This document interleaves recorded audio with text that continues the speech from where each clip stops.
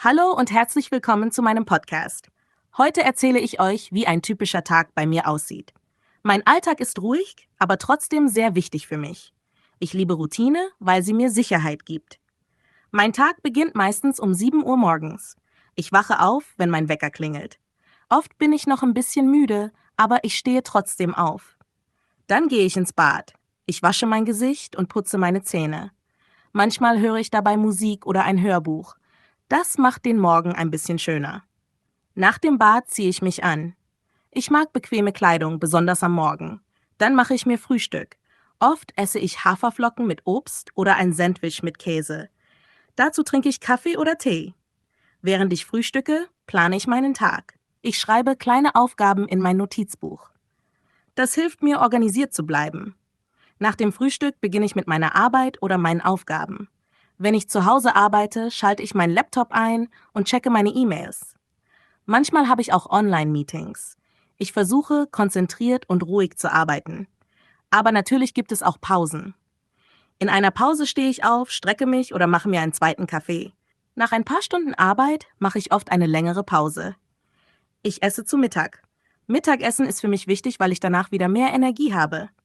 Meistens koche ich etwas Einfaches. Nudeln, Reis mit Gemüse oder einen Salat. Manchmal höre ich beim Kochen Musik oder einen Podcast. Das macht gute Laune. Nach dem Essen spüle ich das Geschirr. Ich mag es, wenn die Küche sauber ist. Danach habe ich ein bisschen Zeit für mich. Manchmal lese ich ein Buch oder gehe spazieren. Ein kurzer Spaziergang an der frischen Luft ist für mich sehr wichtig. Er macht meinen Kopf frei und gibt mir neue Ideen. Am Nachmittag arbeite ich wieder ein bisschen. Ich erledige kleine Aufgaben oder bereite Sachen für den nächsten Tag vor. Wenn ich nicht arbeite, mache ich vielleicht Einkäufe oder räume meine Wohnung auf. Ich finde es schön, wenn mein Zuhause ordentlich und gemütlich ist. Manchmal treffe ich mich auch mit Freundinnen oder telefoniere mit meiner Familie. Gegen Abend wird mein Tag ruhiger. Oft koche ich noch einmal oder bereite ein kleines Abendessen vor. Abends esse ich nicht so viel. Manchmal reicht mir ein Joghurt, ein belegtes Brot oder ein paar Früchte. Während ich esse, schaue ich manchmal eine Serie oder ein Video auf YouTube. Ich mag es, etwas Entspanntes zu sehen, besonders nach einem langen Tag. Nach dem Abendessen räume ich die Küche auf. Ich versuche, nicht viele Sachen liegen zu lassen. Ein sauberer Raum hilft mir, besser zu entspannen. Dann nehme ich mir oft Zeit für meine Hobbys. Manchmal zeichne ich, manchmal schreibe ich ein bisschen in mein Tagebuch. Es macht mir Spaß, meine Gedanken aufzuschreiben und meinen Tag zu reflektieren. Manchmal höre ich dabei ruhige Musik oder eine entspannte Playlist. Wenn ich besonders müde bin, nehme ich ein warmes Bad oder eine heiße Dusche. Das hilft mir, zur Ruhe zu kommen und den Stress loszulassen. Manchmal mache ich auch ein paar einfache Dehnübungen oder Meditationsübungen. Ich versuche, gut auf meinen Körper und meinen Geist zu achten. Gegen 21 oder 22 Uhr beginne ich, mich bettfertig zu machen. Ich putze meine Zähne, ziehe bequeme Kleidung an und mache das Licht in der Wohnung etwas dunkler. Das gibt meinem Körper ein Zeichen, dass es bald Schlafenszeit ist. Bevor ich ins Bett gehe, lese ich oft noch ein paar Seiten in einem Buch. Ich mag besonders leichte Geschichten oder inspirierende Bücher. Sie helfen mir, den Tag positiv zu beenden und gut einzuschlafen. Während ich lese, werde ich langsam müde. Meine Augen werden schwer und mein Körper entspannt sich immer mehr. Manchmal schlafe ich sogar mit dem Buch in der Hand ein. Dann weiß ich, es war ein guter, voller Tag. Manchmal denke ich im Bett noch ein bisschen nach. Ich überlege, was heute schön war oder was ich morgen besser machen möchte. Ich versuche aber, keine Sorgen mit ins Bett zu nehmen. Stattdessen denke ich an Dinge, für die ich dankbar bin. Zum Beispiel für gutes Wetter, ein nettes Gespräch oder eine leckere Mahlzeit. Wenn ich nicht gleich einschlafen kann, höre ich manchmal einen Podcast oder beruhigende Musik. Das hilft mir, meine Gedanken loszulassen und mich auf den Schlaf einzustimmen.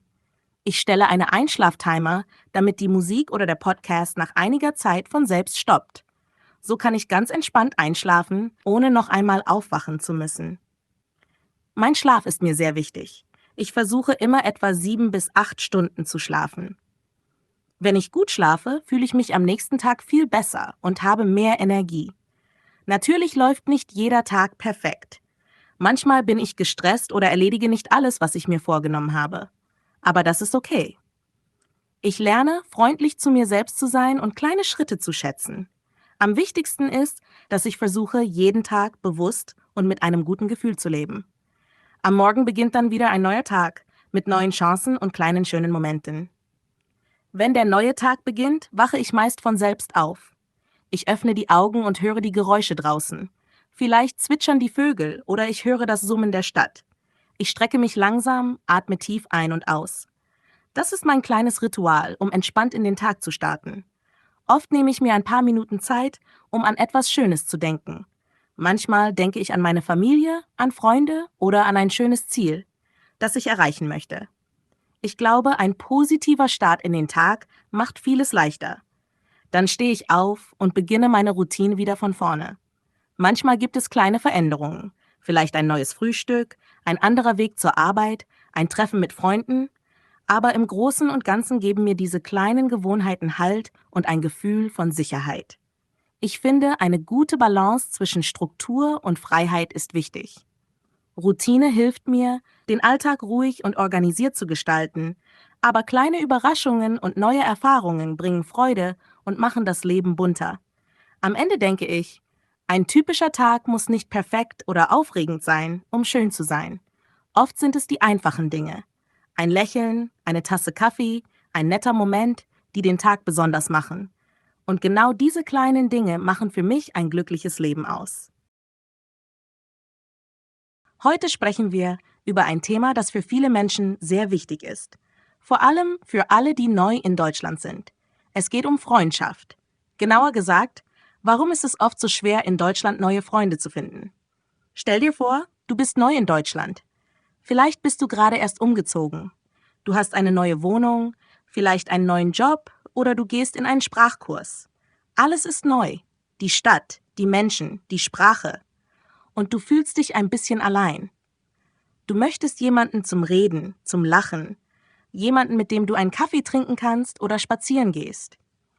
Du wünschst dir einfach einen Freund oder eine Freundin. Doch das ist gar nicht so einfach. Viele Menschen sagen, dass es in Deutschland schwer ist, neue Freunde zu finden.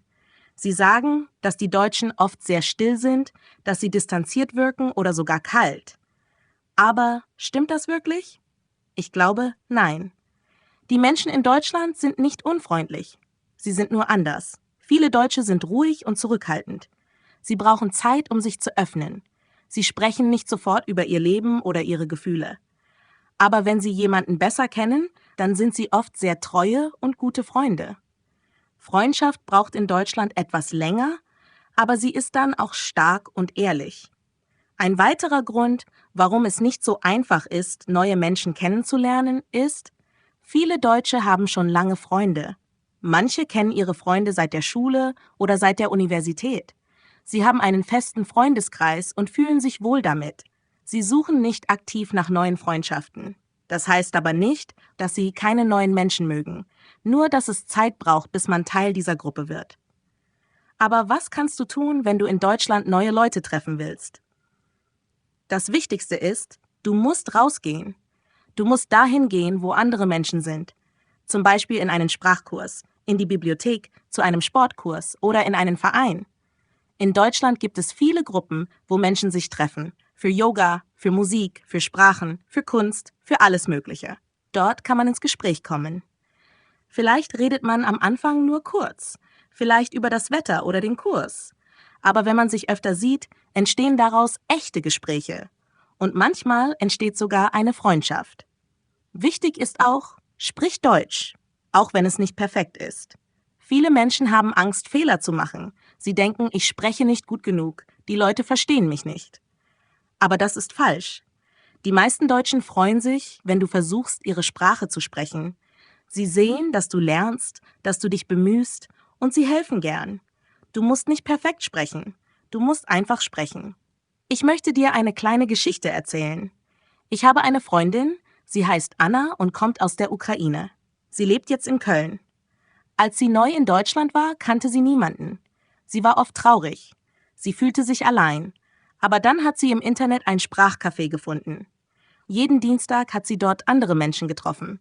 Sie haben zusammen Kaffee getrunken und auf Deutsch gesprochen. Es war ganz locker. Dort hat sie Lisa kennengelernt, eine Frau aus Deutschland. Am Anfang haben sie nur ein bisschen gesprochen, aber mit der Zeit wurden sie Freundinnen. Heute treffen sie sich oft, gehen spazieren oder ins Kino. Anna sagt, es war nicht leicht, aber ich habe nicht aufgegeben. Und jetzt habe ich eine echte Freundin. Diese Geschichte zeigt, Freundschaften brauchen Zeit, aber sie sind möglich. Du musst keine Angst haben. Du bist nicht allein. Viele Menschen fühlen sich am Anfang fremd. Das ist normal. Aber mit Geduld, mit einem Lächeln und mit kleinen Gesprächen kannst du viel erreichen. Also, wenn du in Deutschland bist und Freunde suchst, gib nicht auf. Geh raus, sprich mit den Menschen, frag nach, zeig Interesse und hab keine Angst, Fehler zu machen. Du wirst sehen, es ist schwer am Anfang, aber es lohnt sich. Vielen Dank, dass du heute zugehört hast. Ich hoffe, dieser Podcast war interessant und hilfreich für dich. Vielleicht hörst du ihn noch einmal oder du sprichst ihn laut nach. So lernst du noch besser Deutsch. Ich freue mich, wenn du auch beim nächsten Mal wieder dabei bist. Bis bald und viel Erfolg auf deinem Weg. Viele Menschen sprechen über typisch Deutsch. Oft hört man Klischees. Pünktlichkeit, Bier, Sauerkraut. Aber ist das wirklich typisch oder nur ein Bild? In Wirklichkeit ist typisch Deutsch oft ganz anders. Es sind kleine Dinge im Alltag. Sachen, die man bemerkt, wenn man in Deutschland lebt. Zum Beispiel die Ruhe in Zügen oder Bussen. Viele Menschen sprechen dort nicht laut. Oft sitzen sie still, hören Musik mit Kopfhörern oder lesen. Telefonieren ist selten oder sehr leise. Das ist anders als in vielen anderen Ländern. Dort ist der Bus ein Ort zum Reden. In Deutschland wirkt es manchmal fast wie eine Bibliothek.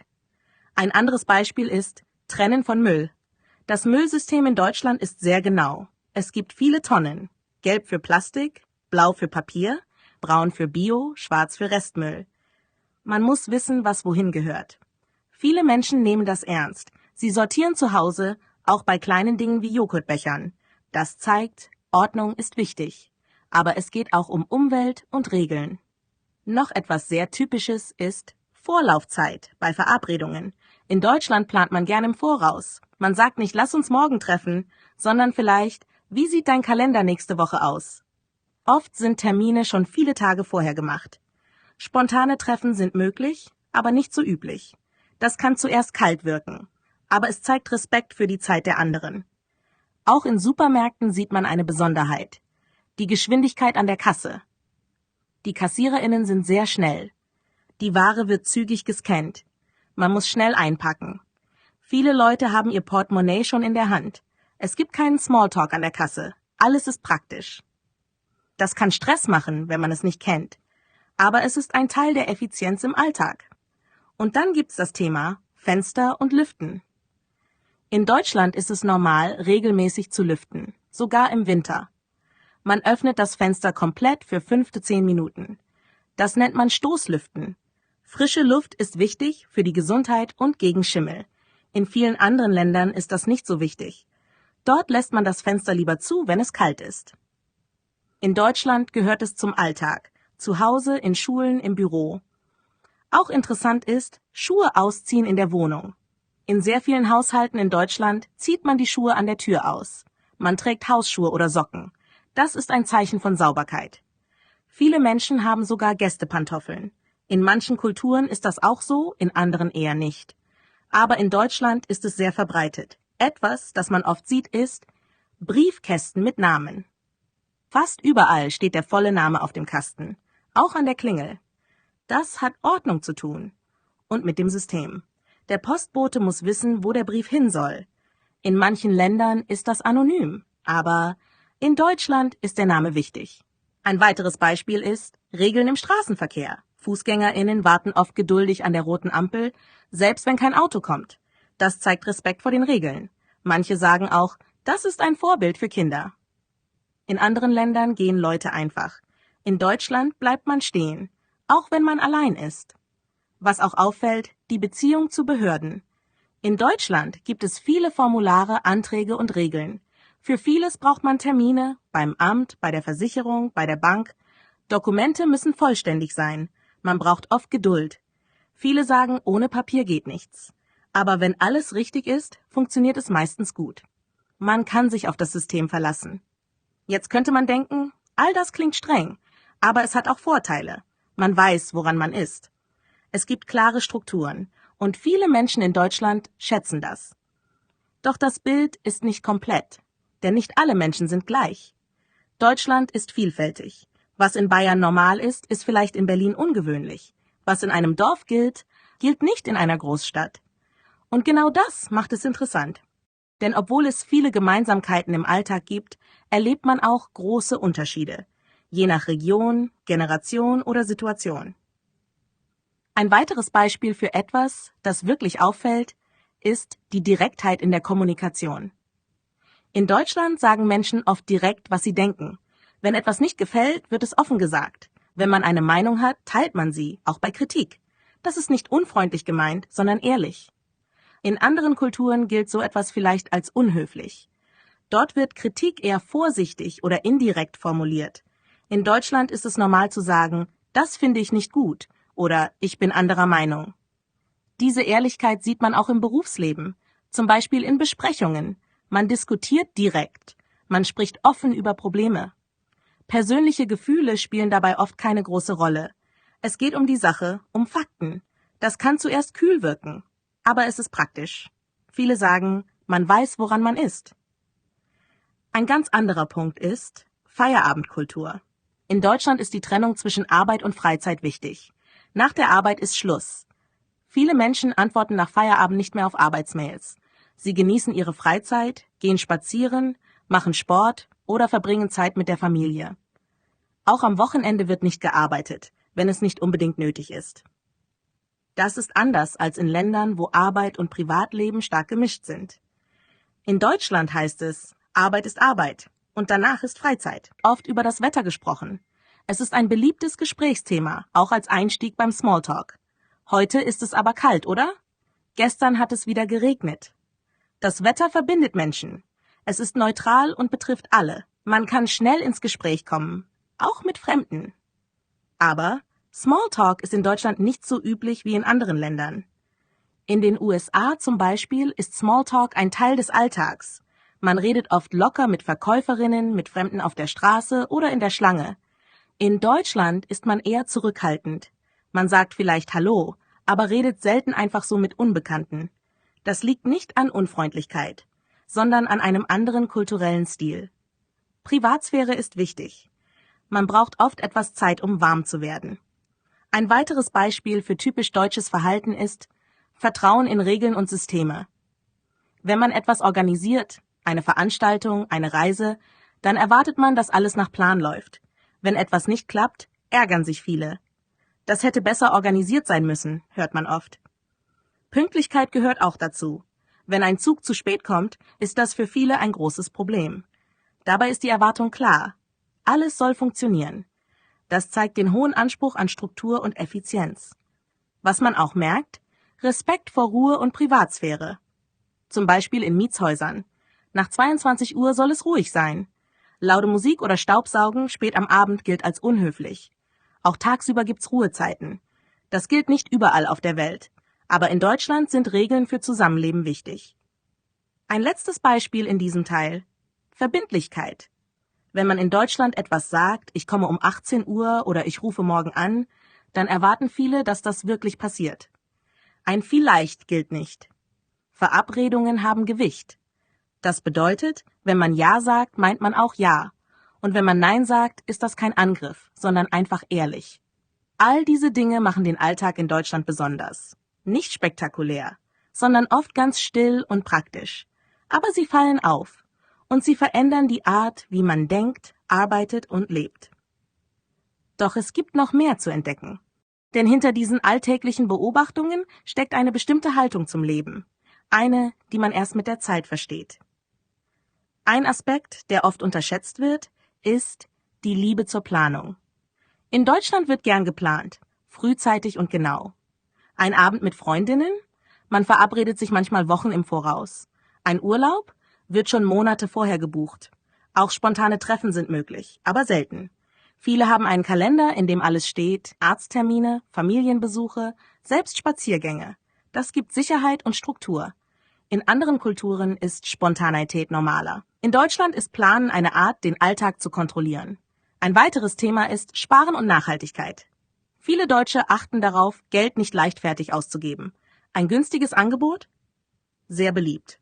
Sonderaktionen im Supermarkt? Oft gut besucht. Aber sparen bedeutet nicht, billig zu leben, sondern bewusst. Man repariert Dinge, statt sie gleich zu ersetzen.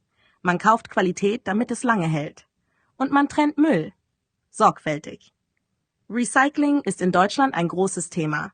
Das zeigt ein starkes Umweltbewusstsein. Auch interessant, die Bedeutung von Vereinen und Ehrenamt. In Deutschland engagieren sich viele Menschen freiwillig, im Sportverein, im Chor, bei der Freiwilligen Feuerwehr oder im Tierschutz. Das macht einen großen Teil des sozialen Lebens aus. Vereine bringen Menschen zusammen, die sich sonst vielleicht nie begegnen würden. Sie organisieren Feste, unterstützen Kinder, helfen Senioren. Diese Art des gemeinschaftlichen Engagements ist typisch auch in kleinen Dörfern. Ein weiteres Thema, das man nicht vergessen darf: Bildung und Weiterbildung. In Deutschland ist es wichtig, sich weiterzubilden, nicht nur in der Schule oder Universität, auch im Beruf oder in der Freizeit. Sprachkurse, Workshops, Online-Seminare. Es gilt als positiv, neugierig zu bleiben. Ein Leben lang zu lernen, das wird geschätzt. Und viele Arbeitgeber unterstützen das. Auch deshalb gibt es so viele Volkshochschulen und Fortbildungsmöglichkeiten. Nicht zu vergessen ist auch die Rolle der Bürokratie. Deutschland ist bekannt für viele Formulare, Anträge und Regeln. Das kann anstrengend sein, aber die meisten dieser Prozesse sind dafür da, dass Dinge fair und transparent laufen. Wenn man den richtigen Antrag stellt, bekommt man meist eine klare Antwort. Das gibt Struktur, auch wenn es oft kompliziert wirkt. Manche sagen, alles hat seinen Platz und jedes Papier auch. Ein ganz stilles, aber wichtiges Thema ist der Umgang mit Nähe und Distanz. In Deutschland ist Körperkontakt in der Öffentlichkeit eher zurückhaltend. Ein kurzes Händeschütteln ist normal. Umarmungen oder Küsschen zur Begrüßung sind oft nur unter Freundinnen üblich. Man respektiert den Raum des anderen. Auch im Gespräch hält man oft eine gewisse Distanz, wortwörtlich. Das bedeutet nicht, dass man unfreundlich ist, sondern vorsichtig. Nähe entsteht langsamer, aber wenn sie da ist, ist sie ehrlich. Schließlich noch ein Punkt, der oft auffällt: das Verhältnis zur Vergangenheit. In Deutschland wird Geschichte sehr ernst genommen. Besonders die dunklen Kapitel des 20. Jahrhunderts wie der Nationalsozialismus werden offen thematisiert. In Schulen, Museen, Medien. Es gibt viele Gedenkstätten, Informationszentren, Bildungsprojekte. Die Idee dahinter: nur wer sich erinnert, kann aus der Vergangenheit lernen. Das ist nicht in allen Ländern so deutlich sichtbar. All diese Dinge machen das Leben in Deutschland besonders. Oft ruhig, manchmal kompliziert, aber auch verlässlich, tief und reflektiert. Und am Ende stellt sich die Frage: Ist das wirklich typisch deutsch oder einfach ein anderer Blick auf die Welt? Vielleicht ist das Typische gar nicht ein Verhalten, sondern die Art, Dinge zu betrachten. Ein Wunsch nach Klarheit, ein Bedürfnis nach Ordnung, ein Respekt vor der Zeit, den Menschen, der Umwelt. Doch die Frage bleibt offen und lädt zum Weiterdenken ein. Am Montag sprechen viele Menschen über ihr Wochenende. In Deutschland ist es ganz normal, wenn Kollegen oder Nachbarn am Montagmorgen fragen: Und wie war dein Wochenende? Oder was hast du am Wochenende gemacht? Für Deutschlernende ist das eine gute Gelegenheit, Sätze in der Vergangenheit zu üben und ein kleines Gespräch zu führen. Man kann mit einem einfachen Satz antworten, zum Beispiel: Mein Wochenende war schön. Es war sehr ruhig. Ich hatte viel zu tun. Dann kann man erzählen, was genau passiert ist. Dafür benutzt man meistens das Perfekt. Das ist eine Vergangenheitsform, die sehr oft im Alltag verwendet wird. Ein Beispiel: Ich habe meine Freunde getroffen. Wir sind ins Kino gegangen. Ich habe Pizza gegessen. Am Sonntag habe ich lange geschlafen. Diese Sätze sind kurz und klar. Man braucht kein kompliziertes Vokabular. Wichtig ist, dass man das Verb im Perfekt richtig benutzt. Bei regelmäßigen Verben benutzt man haben plus Partizip 2. Zum Beispiel: Ich habe gearbeitet, ich habe gekocht, ich habe ferngesehen. Bei vielen Bewegungsverben benutzt man sein. Ich bin gelaufen, ich bin nach Köln gefahren, ich bin spazieren gegangen. Wenn du erzählen möchtest, wann du etwas gemacht hast, kannst du Zeitangaben benutzen. Am Samstag habe ich meine Wohnung geputzt. Am Nachmittag habe ich einen Kaffee getrunken. Am Abend bin ich ins Theater gegangen. So klingt der Text flüssig und logisch. Es hilft, wenn man zuerst überlegt: Was habe ich am Samstag gemacht? Was am Sonntag? Was war besonders schön, was war vielleicht anstrengend? Hier ist ein kleines Beispiel für eine komplette Antwort. Mein Wochenende war ganz okay. Am Samstag habe ich lange geschlafen, dann habe ich eingekauft und die Wohnung geputzt. Am Abend habe ich einen Film geschaut. Am Sonntag bin ich in den Park gegangen. Ich habe dort Freunde getroffen und wir haben ein Picknick gemacht. Das Wetter war schön und es war sehr entspannt. Wenn man etwas nicht gemacht hat, kann man auch das sagen, ich habe nichts Besonderes gemacht. Ich war die ganze Zeit zu Hause. Ich habe mich ausgeruht. Auch das ist eine Antwort. Man muss nicht viel erzählen. Ein kurzer Satz reicht oft. Die andere Person merkt, du verstehst die Frage, du kannst antworten, das macht einen guten Eindruck. Für viele Deutschlernende ist es am Anfang schwierig, über die Vergangenheit zu sprechen. Aber wenn man ein paar Verben auswendig kennt, wird es schnell einfacher. Es ist gut, mit den häufigsten Verben zu üben. Machen, gehen, essen, trinken, sehen, arbeiten, schlafen, treffen, fahren, bleiben. Du kannst dir jeden Montag ein kleines Ritual machen. Überlege, was du gemacht hast und erzähle es laut oder schreibe es auf. So lernst du, flüssiger über die Vergangenheit zu sprechen. Du kannst auch die gleichen Sätze in verschiedenen Varianten üben. Ich habe am Samstag gearbeitet. Am Samstag habe ich gearbeitet. Samstag war ein Arbeitstag für mich. Alle diese Sätze bedeuten das Gleiche. Du kannst wählen, was für dich am besten klingt. Jetzt schauen wir uns noch einige typische Aktivitäten an, über die man am Montag sprechen kann. Zum Beispiel, ich habe Sport gemacht. Ich bin geschwommen. Ich habe gekocht. Ich habe ein neues Rezept ausprobiert. Ich habe ein Buch gelesen. Ich war im Museum. Ich habe meine Familie besucht. Ich habe einen Spaziergang gemacht. Ich bin zu Hause geblieben und habe Musik gehört. Diese Sätze kannst du kombinieren, um eine kleine Geschichte zu erzählen. Wenn du willst, kannst du auch sagen, wie du dich gefühlt hast. Es war sehr entspannend. Ich war ein bisschen müde. Ich habe mich gut gefühlt. Es war langweilig. Ich war zufrieden. Solche Details machen dein Deutsch natürlicher. Und wenn dich jemand fragt, wie war dein Wochenende, kannst du am Ende auch eine Gegenfrage stellen. Und dein Wochenende? Und du? Was hast du gemacht? Das zeigt Interesse und hilft, das Gespräch weiterzuführen. Jetzt üben wir eine längere Antwort, die du anpassen kannst. Am Samstag bin ich früh aufgestanden. Ich habe gefrühstückt und dann bin ich zum Markt gegangen. Ich habe frisches Gemüse gekauft. Danach habe ich gekocht und ein bisschen gelesen.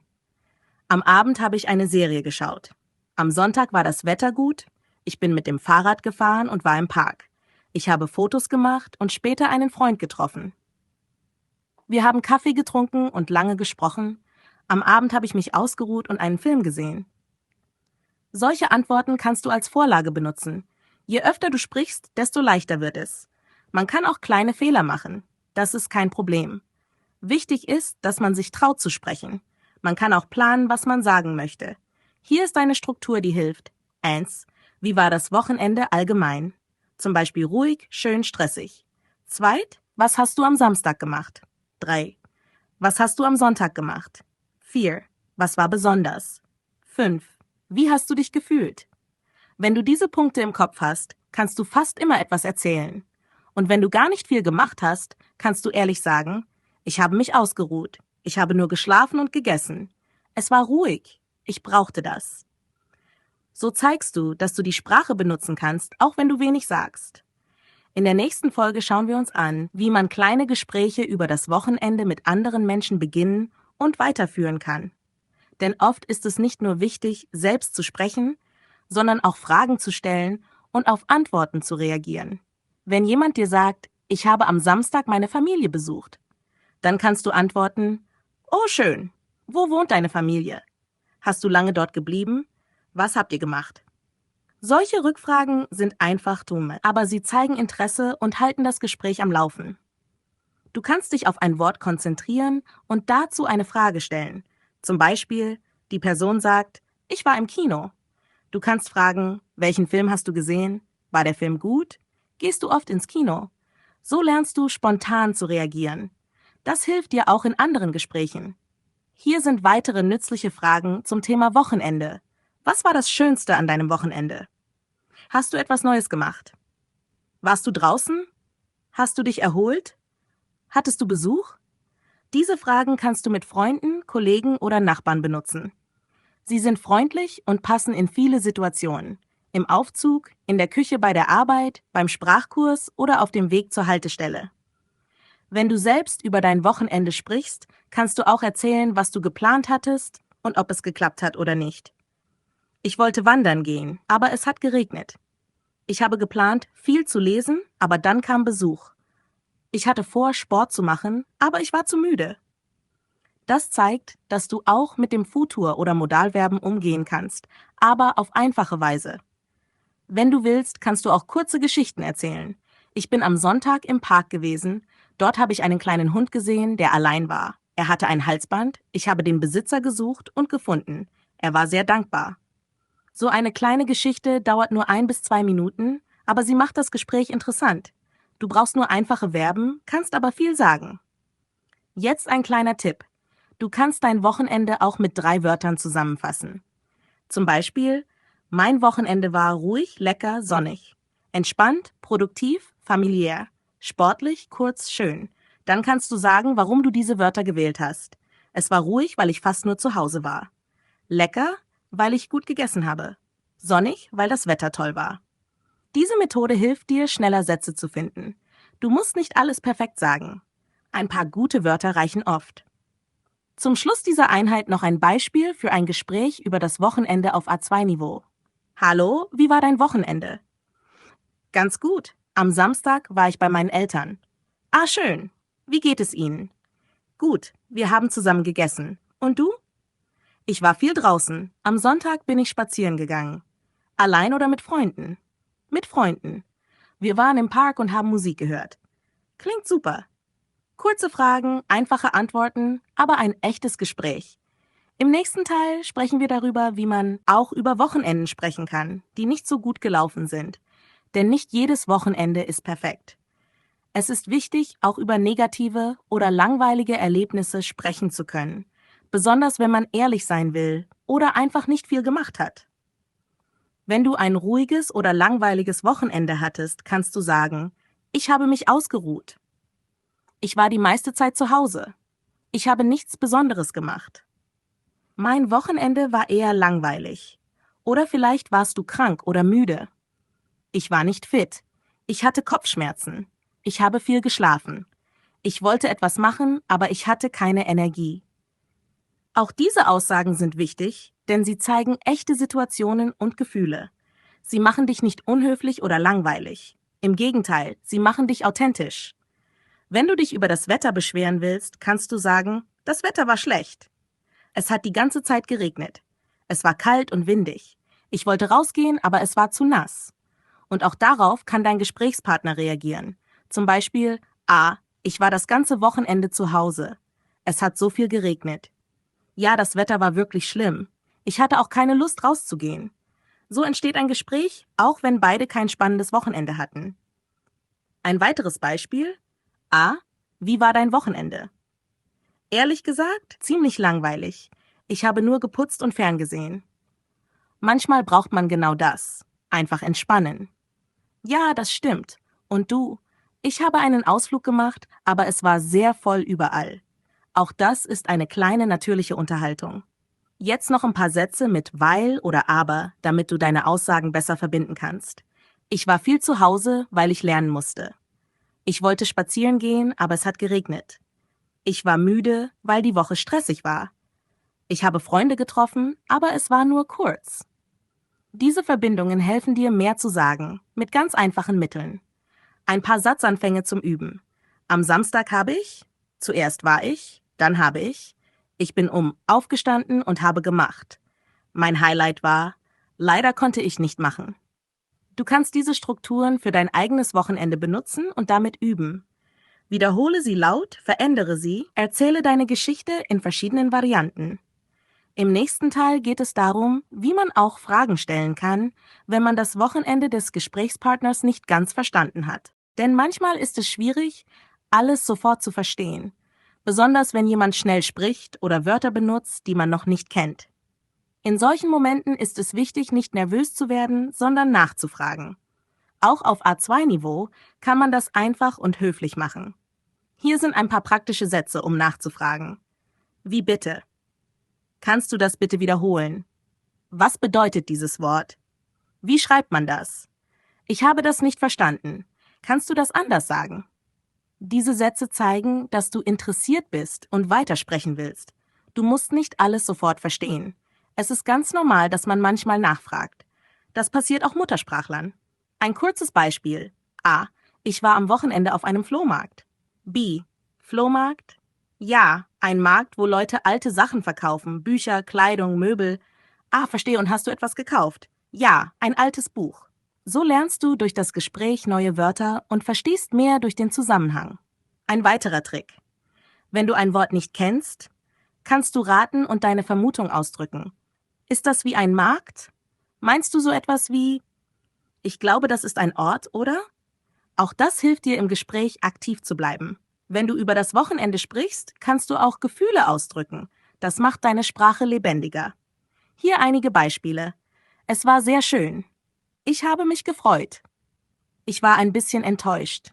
Ich war sehr müde, aber zufrieden. Es war langweilig, aber ich habe mich gut erholt.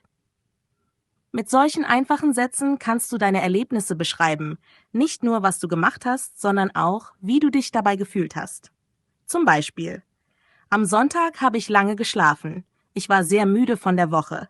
Dann habe ich ein Buch gelesen und Tee getrunken. Das war sehr ruhig und angenehm. Oder ich war im Schwimmbad. Es war voll, aber ich hatte Spaß. Danach war ich total hungrig, also bin ich Pizza essen gegangen. Diese kleinen Erzählungen kannst du vorbereiten und dann im Alltag benutzen. Immer wieder die gleichen Strukturen zu sprechen, hilft sehr beim Lernen. Im letzten Teil dieses Podcasts zeigen wir, wie du dein eigenes Wochenende in 4-5 Sätzen zusammenfassen und dabei verschiedene Satzarten benutzen kannst. Denn das Ziel ist, frei und einfach über dein Wochenende zu sprechen, ohne zu viele Pausen, ohne zu viel Nachdenken. Es muss nicht perfekt sein. Wichtig ist, dass du dich ausdrückst und verstanden wirst. Hier sind ein paar Beispiele, wie du dein Wochenende in 4-5 Sätzen zusammenfassen kannst. Beispiel 1. Am Samstag war ich im Park. Ich habe dort mit Freunden gepicknickt. Das Wetter war schön und wir haben viel gelacht. Am Abend war ich müde, aber glücklich. Am Sonntag habe ich nur gelesen und entspannt. Beispiel 2. Mein Wochenende war ruhig. Ich war einkaufen und habe meine Wohnung geputzt. Dann habe ich einen Film geschaut, aber er war nicht so gut. Am Sonntag habe ich mit meiner Familie telefoniert. Das war schön. Beispiel 3. Ich wollte eigentlich wandern gehen, aber es hat geregnet. Stattdessen bin ich ins Museum gegangen. Ich habe dort interessante Bilder gesehen. Danach habe ich Kaffee getrunken und ein Buch gelesen. Du siehst, diese Erzählungen sind ganz einfach, aber vollständig. Du sagst, was du gemacht hast, wie es war, ob du etwas geplant hattest, was passiert ist. Du verwendest dabei das Perfekt. Zum Beispiel, ich habe gesehen, ich bin gegangen. Das ist die wichtigste Zeitform für vergangene Ereignisse im Alltag. Hier noch eine Struktur, mit der du dein eigenes Wochenende beschreiben kannst. As: Was hast du am Samstag gemacht? 2. War das geplant oder spontan? Dreht. Wie hast du dich dabei gefühlt? 4. Was hast du am Sonntag gemacht? 5. Was war das Beste an deinem Wochenende? Diese 5 Punkte kannst du jedes Wochenende durchgehen. Du kannst sie auch aufschreiben oder mit jemandem üben. So wirst du jedes Mal besser. Und wenn du diese Struktur im Kopf hast, fällt dir das Sprechen viel leichter. Wenn du willst, kannst du auch eine einfache Gegenfrage stellen, um das Gespräch fortzusetzen. Zum Beispiel: Und du? Was hast du gemacht? Wie war dein Wochenende? Warst du auch draußen? Hast du auch Freunde getroffen? Mit so einer Gegenfrage zeigst du Interesse und das Gespräch geht weiter. Zum Schluss ein kleiner Tipp. Du kannst jeden Montag kurz überlegen, was du am Wochenende gemacht hast und dann dazu 4-5 Sätze sagen oder aufschreiben. Das ist eine super Übung, um besser zu sprechen und du bist immer vorbereitet, wenn dich jemand fragt: Und, wie war dein Wochenende? Das war's für heute. Denk daran, du musst nicht perfekt sein, du musst einfach anfangen zu sprechen. Schritt für Schritt. Bald wird es ganz natürlich. Viel Erfolg beim Üben.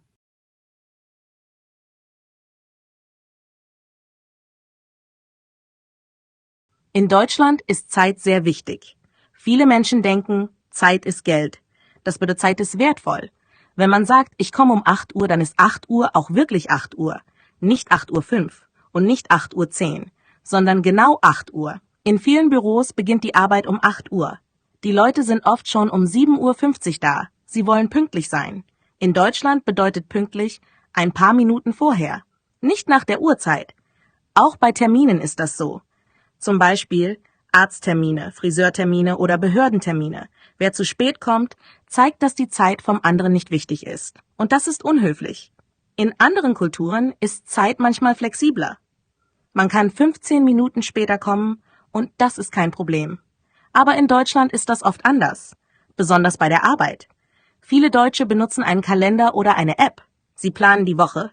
Sie schreiben Montag Termin beim Zahnarzt, Dienstag Meeting mit Kollegen, Mittwoch Sportkurs um 18 Uhr. Alles steht im Kalender. Auch kleine Sachen wie Einkaufen oder Blumen gießen. So haben sie Ordnung.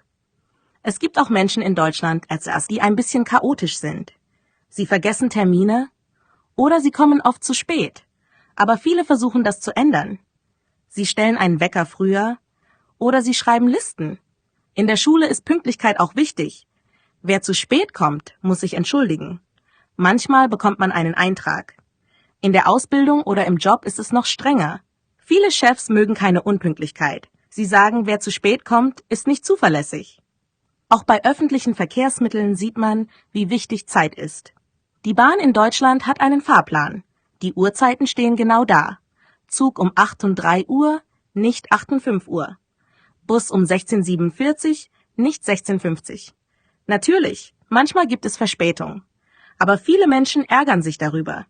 Sie sagen, das ist nicht typisch deutsch. Die Bahn soll pünktlich sein. Interessant ist auch, manche Menschen planen sogar ihre Freizeit. Sie sagen, am Samstag um 10 Uhr gehe ich joggen, um 11 Uhr trinke ich Kaffee mit einem Freund. Sie planen fast jede Stunde. Andere finden das komisch. Sie sagen, ich will einfach sehen, was kommt. Aber in Deutschland ist Planen normal. Was passiert, wenn man zu spät ist? Viele Menschen in Deutschland entschuldigen sich sofort. Sie sagen, Entschuldigung, ich hatte einen Stau. Oder, mein Bus kam zu spät. Das ist besser als nichts zu sagen. Denn sonst denkt man, die Person respektiert mich nicht. Auch Kinder lernen früh, wie wichtig Zeit ist. In der Kita und in der Schule gibt es Regeln. Frühstück um 8 Uhr, Spielen um 10, Mittagessen um 12. So lernen Kinder, Zeit ist wichtig und man muss pünktlich sein. Aber natürlich, nicht alle Menschen sind gleich. Es gibt Deutsche, die sehr locker sind. Sie sagen, 5 Minuten später ist kein Problem. Andere sagen, ich werde nervös, wenn ich nicht 10 Minuten früher da bin. Viele Menschen benutzen eine Uhr. Nicht nur im Handy, sondern auch am Handgelenk. Denn man will immer wissen, wie spät ist es. Pünktlichkeit ist ein Zeichen von Respekt. Es zeigt, ich nehme dich ernst. Deine Zeit ist wichtig für mich. In der Kultur in Deutschland ist Chaos oft negativ. Wenn der Schreibtisch chaotisch ist, sagen manche, du arbeitest nicht gut. Wenn der Tag chaotisch ist, denken viele, du hast keine Kontrolle. Darum versuchen viele Leute, Ordnung zu haben. Sie planen den Tag, sie haben Listen, sie haben einen Wochenplan und oft klappt das gut. Aber es gibt auch Menschen, die sagen, ich bin kreativ, wenn ich nicht plane. Sie finden Chaos gut. Es gibt ihnen Freiheit, sie mögen keine Regeln. Sie sagen, ich mache einfach, was ich will. Diese Menschen sind auch in Deutschland da. Aber sie sind oft die Ausnahme. In der Arbeit ist Pünktlichkeit besonders wichtig. Wenn man ein Meeting hat, muss man um Punkt 9 Uhr da sein. Wenn man einen Anruf macht, ruft man genau zur Zeit an. Das zeigt, ich bin professionell. Ich bin vorbereitet. Ich nehme das ernst. In Deutschland kommt man auch nicht zu früh. Wenn man zu einer Einladung um 19 Uhr kommt, dann ist 18:40 Uhr zu früh. Viele Gastgeber sind dann noch nicht fertig. Man kommt lieber ein paar Minuten nach 19 Uhr, aber nicht 20 Minuten später. 5 bis 10 Minuten sind okay. Manche Menschen fragen sich, warum ist Pünktlichkeit in Deutschland so wichtig? Ein Grund ist die Geschichte. In der Industriezeit mussten viele Dinge genau funktionieren. Maschinen starteten zu einer bestimmten Zeit. Züge fuhren nach Plan. Arbeiter mussten pünktlich sein. Das war wichtig für die Produktion. So ist die Idee von Pünktlichkeit ein Teil der Kultur geworden. Heute sieht man das in vielen Bereichen, auch im Privatleben. Zum Beispiel beim Abendessen mit Freunden. Wenn man sagt, wir treffen uns um 18 Uhr, dann erwartet man, dass alle um 18 Uhr da sind. Oder ein bisschen früher, nicht eine halbe Stunde später. Natürlich gibt es auch Missverständnisse, besonders mit Menschen aus anderen Kulturen. Manche sagen, warum seid ihr so streng mit der Zeit? Und Deutsche sagen dann oft, weil ich meine Zeit planen möchte. Wenn man in Deutschland lebt oder arbeitet, ist es gut, diese Regeln zu kennen. Zum Beispiel beim Vorstellungsgespräch. Wenn das Interview um 14 Uhr ist, dann sollte man um 13:50 Uhr da sein. Zu spät zu kommen, ist sehr schlecht. Auch für Briefe oder E-Mails gibt es Fristen. Wenn man etwas bis Montag schicken soll, dann ist Montag gemeint, nicht Mittwoch. Das gilt auch für Rechnungen, Bewerbungen oder Verträge. Aber nicht jeder in Deutschland ist perfekt organisiert. Viele Menschen haben Stress mit Zeit. Sie sagen, ich habe zu viel zu tun oder ich habe keine Energie. Dann wird es schwer, pünktlich zu sein oder zu planen. Es gibt auch Tools, die helfen können.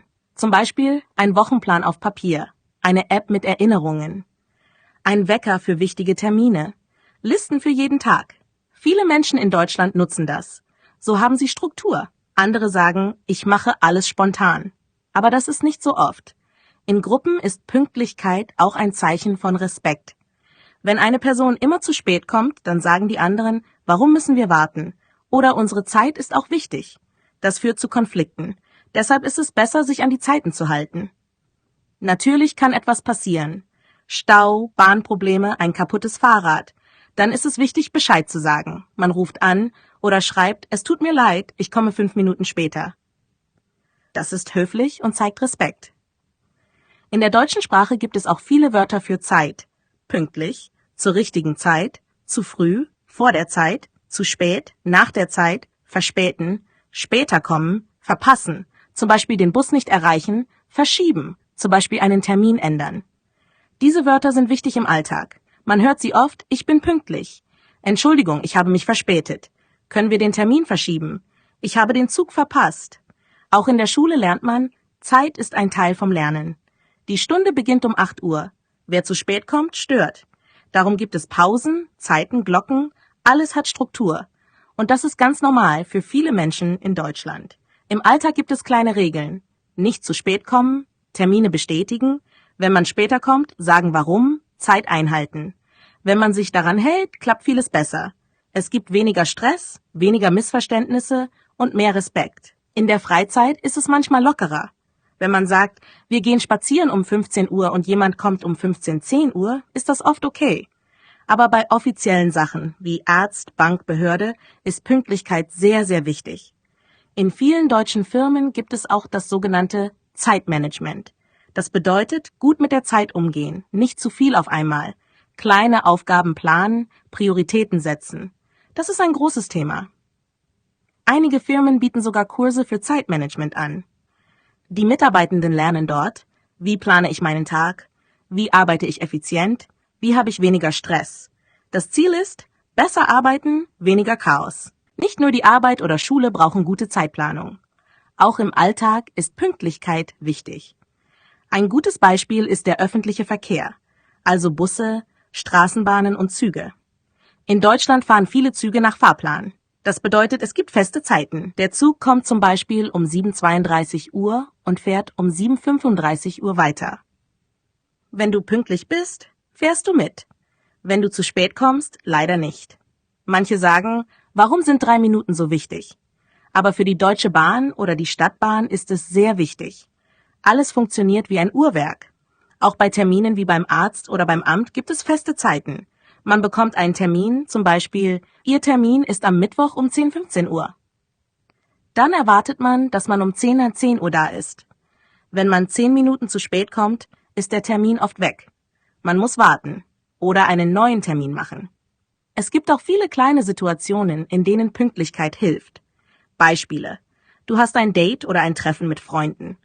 Wenn du pünktlich kommst, zeigst du, du freust dich. Du gehst ins Kino. Der Film beginnt um 20 Uhr. Wenn du erst um 20:10 Uhr kommst, hast du den Anfang verpasst. Du arbeitest in einem Team. Ihr startet um 9 Uhr. Wenn du um 9:15 Uhr kommst, ist das unhöflich für die anderen. Aber es gibt auch chaotische Situationen. Viele Menschen haben einen vollen Alltag. Sie müssen arbeiten, einkaufen, Kinder abholen, kochen, putzen. Dann sagen sie oft, ich habe keine Zeit. Das kann zu Stress führen, man vergisst Termine, man kommt zu spät. Oder man schafft nicht alles. Was hilft in solchen Situationen? Hier sind ein paar Tipps. 1. Schreibe deine Aufgaben auf. Eine Liste hilft. Dann vergisst du nichts. 2. Plane Pufferzeiten ein. Das bedeutet, plane 10 bis 15 Minuten extra, falls etwas passiert. 3. Stelle dir einen Wecker oder eine Erinnerung. So kommst du rechtzeitig los. 4. Halte Termine schriftlich fest, in einem Kalender oder in einer App. 5. Sag rechtzeitig ab, wenn du nicht kommen kannst. Das ist höflich. Manche Menschen in Deutschland leben sehr organisiert.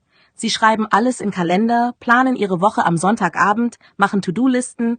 Andere sind eher spontan. Sie sagen, ich mache das morgen und vergessen es dann. Das ist nicht nur eine Frage von Charakter, sondern auch von Kultur und Gewohnheiten. In Deutschland lernen Kinder schon früh. Sei pünktlich. Komm nicht zu spät. In der Schule gibt es Noten für Verhalten und Pünktlichkeit ist ein Teil davon. Wenn man in einer deutschen Familie lebt oder bei einer Gastfamilie, merkt man schnell, Frühstück ist um 7 Uhr, Mittagessen ist um 12 Uhr, Abendessen ist um 18 Uhr. Nicht immer, aber oft gibt es feste Zeiten. Manche sagen, ich finde das gut, das gibt mir Struktur. Andere sagen, ich finde das streng, ich brauche mehr Freiheit. Beides ist verständlich. Aber wenn man in Deutschland lebt, hilft es, die Bedeutung von Zeit zu kennen. Wenn jemand sagt, ich habe keine Zeit, dann meint er, ich habe schon viele andere Dinge geplant. Das ist kein böser Satz. Es ist eine Erklärung. Und oft ist es wirklich so. Darum machen viele Menschen ihre Termine früh, oft eine Woche oder 2 im Voraus. Auch private Treffen, wie ein Kaffee mit einer Freundin, werden oft geplant. Wollen wir uns nächsten Freitag um 15 Uhr treffen? Nicht spontan, sondern mit Zeit zum Planen. In größeren Städten wie Berlin oder München ist das besonders so. Dort sind die Kalender oft voll. In kleinen Dörfern ist es manchmal lockerer. Aber die Idee von Pünktlichkeit bleibt. Natürlich passieren auch in Deutschland Fehler. Der Bus kommt zu spät, jemand hat den Wecker vergessen, es gibt Stau oder schlechtes Wetter. Dann sagt man, Entschuldigung für die Verspätung, ich komme ein bisschen später. Ich habe den Termin vergessen, es tut mir leid. Solche Sätze sind wichtig, um freundlich zu bleiben. Wenn du oft zu spät kommst, denken die Leute, diese Person ist nicht zuverlässig. Und das ist schlecht. Für Freundschaften, Arbeit oder Studium. Aber wenn du pünktlich bist, sagen die Leute, mit dir kann man gut planen. Ich kann dir vertrauen. Du nimmst Dinge ernst. Das ist ein gutes Zeichen, besonders in der deutschen Kultur. Manchmal ist Pünktlichkeit auch eine Frage der Kommunikation. Das bedeutet, es ist wichtig, rechtzeitig zu sagen, wenn man später kommt oder etwas nicht schafft. Beispiel: Du hast einen Termin um 15 Uhr, aber du merkst um 14:30 Uhr, dass du es nicht schaffst. Dann ist es besser, sofort anzurufen oder zu schreiben, ich komme 10 Minuten später, tut mir leid. Ich schaffe es heute nicht. Können wir einen neuen Termin machen? Solche Nachrichten zeigen, dass du respektvoll mit der Zeit anderer Menschen umgehst. In Deutschland sagt man oft, Zeit ist Geld. Das bedeutet, Zeit ist wertvoll für alle. Deshalb gilt in vielen Situationen, wer pünktlich ist, ist höflich. Wer zu spät kommt, muss sich entschuldigen. Aber es gibt auch unterschiedliche Erwartungen, je nach Situation. Zum Beispiel: Beim Abendessen mit Freunden zu Hause ist es oft okay, 5 bis 10 Minuten später zu kommen. Das nennt man akademische Viertelstunde, besonders bei privaten Treffen. Bei offiziellen Terminen, wie beim Amt, Arzt- oder Vorstellungsgespräch, ist es besser, früher da zu sein. 5 bis 10 Minuten vor dem Termin ist perfekt. Bei Verabredungen im Café kann man auch mal schreiben, ich komme 5 Minuten später. Das ist kein Problem, wenn man Bescheid gibt. Bei einem Zoom-Meeting oder Online-Unterricht ist Pünktlichkeit sehr wichtig, denn alle warten, bis es losgeht. Was passiert, wenn man oft zu spät ist? Andere Menschen verlieren das Vertrauen. Man verpasst wichtige Informationen. Man wirkt unorganisiert. Und was, wenn man immer zu früh ist? Das kann auch komisch wirken, besonders privat. Es zeigt zwar Respekt, aber man sollte nicht 30 Minuten zu früh da sein. 5 bis 10 Minuten sind genug. In der Arbeitswelt ist Pünktlichkeit besonders wichtig. Viele Chefs achten darauf.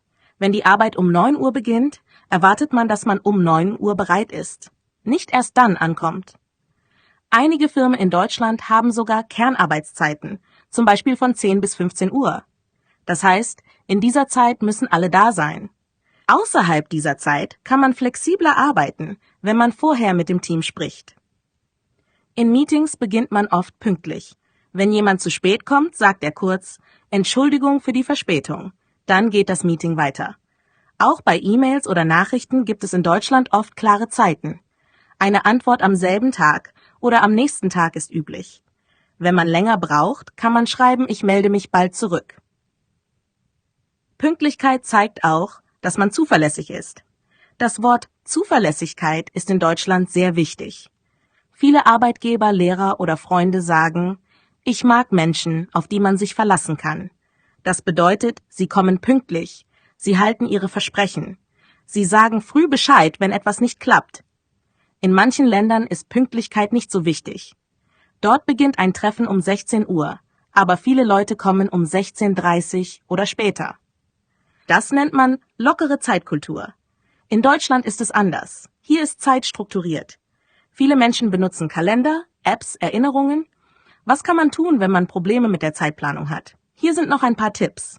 1. Plane deinen Tag am Abend vorher. Schreib dir auf, wann du aufstehst, arbeitest, kochst, lernst. 2. Nimm dir nicht zu viel vor. Lieber 3 Aufgaben gut machen als 10 nur halb. 3. Mach Pausen. Wer müde ist, arbeitet langsamer. Kurze Pausen helfen. 4. Übe Routinen. Steh jeden Tag zur gleichen Zeit auf. Dann wird es leichter, pünktlich zu sein. 5. Nutze einen Kalender. Apps wie Google Kalender helfen vielen Menschen in Deutschland. Pünktlichkeit ist auch ein Zeichen von Respekt. Wenn du pünktlich bist, zeigst du, ich nehme dich ernst. Das macht einen guten Eindruck, egal ob beim Arzt, im Kurs oder im Job. Natürlich ist niemand perfekt. Jeder kommt mal zu spät. Aber wenn es oft passiert, ist es Zeit, etwas zu ändern. Wie kann man lernen, pünktlich zu sein? Zuerst muss man verstehen, warum man oft zu spät kommt. Manche Menschen verlieren das Zeitgefühl, andere unterschätzen die Dauer von Wegen oder Aufgaben. Deshalb ist es gut, kleine Zeitpuffer einzuplanen. Zum Beispiel, wenn dein Bus um 8 Uhr fährt, solltest du nicht erst um 7:55 Uhr aus dem Haus gehen. Geh lieber um 7:45 Uhr los. Dann bist du entspannter. Viele Deutsche sagen, lieber 10 Minuten zu früh als 1 Minute zu spät. Das bedeutet nicht, dass man stressen soll, aber man sollte die Zeit gut einschätzen können. Was auch hilft: Wecker oder Timer benutzen, Uhrzeit laut sagen oder denken. Zum Beispiel, jetzt ist es 13 Uhr, ich brauche 30 Minuten. Schritt für Schritt planen. Kleidung rauslegen, Tasche vorbereiten, Weg checken. In der Schule und im Sprachkurs ist Pünktlichkeit besonders wichtig. Lehrkräfte erwarten, dass man zum Start da ist, denn sonst verpasst man wichtige Erklärungen, Aufgaben, Fragen anderer. Auch bei Prüfungen ist es streng. Wenn die Prüfung um 10 Uhr beginnt, kann man vielleicht nicht mehr teilnehmen, wenn man zu spät kommt. Darum gilt, besser zu früh da sein und warten, als zu spät kommen. Und noch etwas. Wer zu spät kommt, zeigt oft auch, dass er oder sie nicht organisiert ist. Viele Menschen denken dann, wenn du nicht pünktlich bist, kann ich dir vielleicht auch andere Aufgaben nicht anvertrauen. Das klingt streng, aber es hilft, die deutsche Kultur besser zu verstehen. Natürlich ist Pünktlichkeit nicht das Wichtigste im Leben, aber sie macht vieles einfacher. Im Alltag, im Beruf, in Beziehungen. Wenn alle ungefähr zur gleichen Zeit anfangen, ist es leichter, gemeinsam zu arbeiten, zu lernen oder Spaß zu haben. Ein gutes Beispiel ist auch der öffentliche Verkehr in Deutschland. Züge und Busse fahren meistens nach einem genauen Fahrplan. Wenn du 2 Minuten zu spät kommst, ist der Bus weg. Deshalb schauen viele Leute oft auf die Uhr oder die App. Ein kleiner Tipp: In Deutschland gibt es viele Uhren. In Bahnhöfen, an Wänden, auf dem Handy. Das hilft, die Zeit im Blick zu behalten. Zum Schluss noch ein Gedanke. Es ist okay, manchmal chaotisch zu sein. Nicht jeder ist perfekt organisiert. Aber wenn du in Deutschland lebst oder arbeitest, hilft es dir sehr, zuverlässig und pünktlich zu sein. Das zeigt, ich bin vorbereitet, ich respektiere andere, ich nehme Dinge ernst. Wenn du noch nicht pünktlich bist, kein Problem, du kannst es lernen. Schritt für Schritt.